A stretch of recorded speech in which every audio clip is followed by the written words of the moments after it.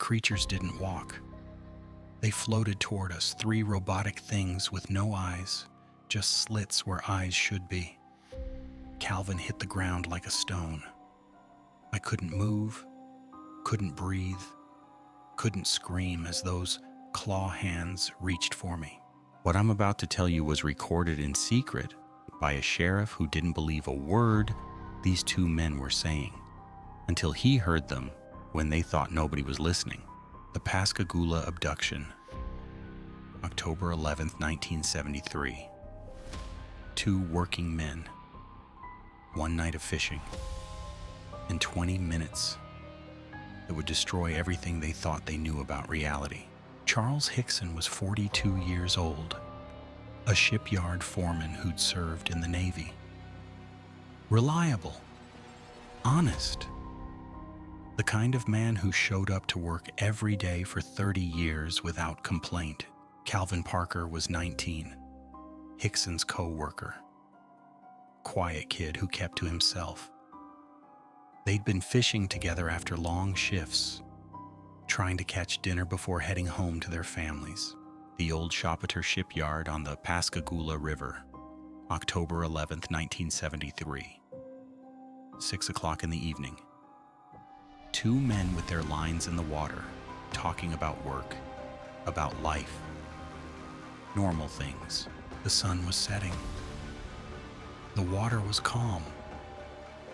Mississippi evening, warm and quiet except for the sound of their reels and the gentle lapping of waves against the pier. 9 o'clock came and went. Then they heard it. A buzzing sound like electrical wires in the rain, but louder. Getting closer. Hickson turned first. Behind them, maybe 30 feet away, something was descending from the sky. Blue-gray. Oval. Silent except for that buzzing that seemed to come from inside their heads. Oi! The craft settled 2 feet off the ground. No landing gear. Just floating there like it was the most natural thing in the world. Parker grabbed Hickson's arm. What the hell is that? That's when the opening appeared. Not a door sliding open. Not hinges creaking. Just suddenly there was a hole in the side of the craft. Glowing with that same blue-gray light, 3 figures emerged. But they didn't walk. They floated. 5 feet tall, pale gray skin like old leather, wrinkled and dry, no necks. Their heads sat directly on their shoulders. Where their eyes should have been were just slits. Dark lines across their faces like someone had cut them with a razor. Their hands weren't hands. They were claws, covered with something like mittens. They moved like robots, stiff, mechanical. But they floated toward the two men with purpose. Hickson tried to move, tried to run. His legs wouldn't respond. Parker saw them coming and his mind just broke. He hit the pier like he'd been shot, unconscious before his head touched the wood. Hickson was alone with the things. 2 of the beings reached for Hickson. Their claw hands touched his arms, and suddenly he was floating too, his feet off the ground, being carried toward that glowing opening. Inside the craft, the air was thick, hard to breathe. The walls seemed to pulse with that blue-gray light. And then he saw it. The eye, it wasn't attached to anything, just floating there in the air like a disembodied eye, the size of a football, moving around his body, scanning him, studying him like a specimen. Hickson couldn't move, couldn't speak, could barely think. The eye passed over every inch of his body, lingering at his head, his chest, his hands. 20 minutes that felt like 20 hours. Then, as suddenly as it began, it was over.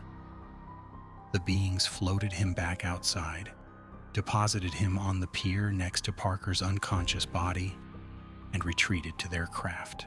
The craft rose silently into the night sky and disappeared. Parker came to, standing but catatonic, staring at nothing. Hickson shook him, slapped him, screamed his name. They sat in Hickson's car for 45 minutes, neither man able to speak. Parker was in shock. Hickson kept checking his watch, trying to understand what had happened to time itself. Finally, Hickson made a decision. They drove to the Jackson County Sheriff's Office. At 10:30 p.m., two shaken men walked into the station with the most impossible story anyone had ever heard. Sheriff Fred Diamond was skeptical. These were working men, not crazy people, but their story was insane. He took their statements separately. Both told identical accounts, but Diamond was smart. He left them alone in the interrogation room with a hidden tape recorder running. If they were lying, he'd catch them rehearsing their story. What the tape captured changed everything. Hickson praying, Parker crying. "I can't take much more of this," Hickson whispered. "They weren't human, Calvin. They weren't human." Dr. J. Allen Hynek, scientific advisor to Project Blue Book, flew to Mississippi to investigate personally. He'd debunked hundreds of UFO cases. This one was different. Hickson passed every polygraph test. Parker retreated from the world, traumatized, drinking heavily, unable to function normally for decades. The cost of seeing something impossible. Other witnesses came forward. People all over Jackson County had seen strange lights over the Pascagoula River that same night. But nobody wanted to listen to any of them. Calvin Parker stayed silent for 45 years. 45 years of carrying something nobody believed. In 2018, at 64, he finally wrote his account. The nightmares had never stopped. Charles Hickson maintained his story until the day he died in 2011. 38 years of telling the same impossible truth. Never changing a detail. Never admitting it was a lie. The secret recording still exists. You can hear it yourself. Two men alone in a room, thinking nobody's listening, and the fear in their voices is absolutely real. So here's what keeps me awake at night. If they were lying, why did Calvin Parker destroy his life staying quiet?